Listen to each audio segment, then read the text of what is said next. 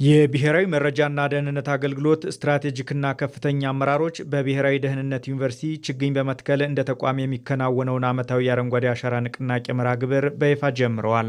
የብሔራዊ መረጃና ደህንነት አገልግሎት ዳይሬክተር ጀነራል አምባሳደር ሬድዋን ሁሴን ባለፉት ዓመታት እንደ ሀገር የተካሄዱት የአረንጓዴ አሻራ መርሃ ግብሮች ተጨባጭ ውጤት እያስመዘገቡ ይገኛሉ።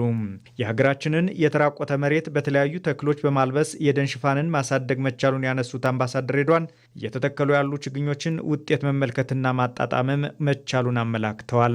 ለመጪ ትውልድ የተሻለች ሀገር ማስረከብ ብቻ ሳይሆን በራሳችን እድሜ ውጤቱን የምናየው ዛሬ የተከልነው ዛፍ 5-6 ዓመታት በኋላ ከፍሉ ጥላ የሚሆን ከፍሉ አበባ ሆኖ ለውበት የሚሆን ከሱ ደግሞ ምግብ ሆኖ ለራሳችን ፍጆታም ለኤክስፖርት የምናውለው። ስለዚህ ኑሯችንንም አኗኗራችንም በራሳችን የምንቀይርበት ነው የሚሆነው።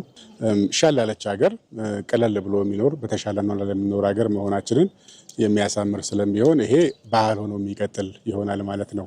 ከምንቆርጠው ዛፍ በላይ መትከል፣ የምንቆርጠውን ዛፍ መቀነስ እና በየአይነቱ ደግሞ ከዛፍም ከምግብም ከጥላም በአጠቃላይ ከደንም እርጥበት ከማምጣትም አንጻር የተሟላ የዘን ተከላ ሲኖረን አየሩም ይቀየራል፣ እኛም እንቀየራል፣ የተሻለ ኑሮ እንኖራለን፣ አኗኗራችንም በዛው ልክ ይስተካከላል የሚል ነው። ይሄ የዛው አካል ነው የሚሆነው።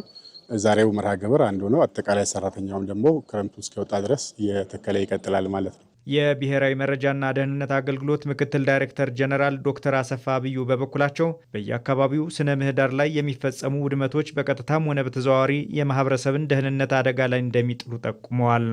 ችግኝ መትከል ለዛሬ ትውልድ ብቻ ሳይሆን ለነገ መጪ ትውልድ ጭምር ጠቃሚና አበርክቶ ትልቅ ስለሚሆን ለሀገራችን ለደህንነት ስራም በጣም ጠቃሚ ነው የሚሆነው። ምክንያቱም የደህንነት ተጋላጭነታችን በሴኩሪቲ ብቻ አይደለም፣ በአየር ጸባይም በዌዘር ኮንዲሽንም አጠቃላይ የሀገራችን የአየር ጸባዩ ተጋላጭ በሆነ ቁጥር የማህበረሰባችን ለደህንነት ጭምር ተጋላጭ የመሆን እድል ስላለ ያንን ከማስወገድና መፍትሄ ከመስጠት አኳያም ችግኝ በመትከል የምናደርገው እና የምናመጣው ጥቅም እና ፋይዳ ትልቅ መሆኑን መረዳት ይቻላል። በስነ ምህዳር መራቆት ምክንያት የሚከሰት የዝናብ እጥረት፣ የመሬት መሸርሸርና ድርቅ ምርታማነትን በመቀነስ ሕዝብን ለምግብ እጥረትና ለፍልሰት በመዳረግ ብሔራዊ ደህንነትን አደጋ ውስጥ ይከታል። በመሆኑም በአረንጓዴ አሻራ መርሃ ግብሮች እየተከናወኑ ያሉ የተፈጥሮ እንክብካቤና የልማት ስራዎች እንደ አንድ ብሔራዊ ደህንነትን የማረጋገጥ ስምሪት ተደርገው ይወሰዳሉ።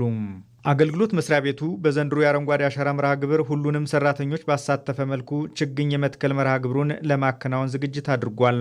የብሔራዊ መረጃና ደህንነት አገልግሎት ለመገናኛ ብዙሃን የላከው መረጃ እንዳመላከተው ባለፉት 7 ዓመታት በተካሄዱ የአረንጓዴ አሻራ መርሃ ግብሮች በአጠቃላይ ከ307,000 በላይ የዛፍ የፍራፍሬና የውበት ዛፍ ችግኞችን በማዘጋጀትና የተለያዩ የህብረተሰብ ክፍሎችን በማሳተፍ እንዲተከሉ አድርጓል።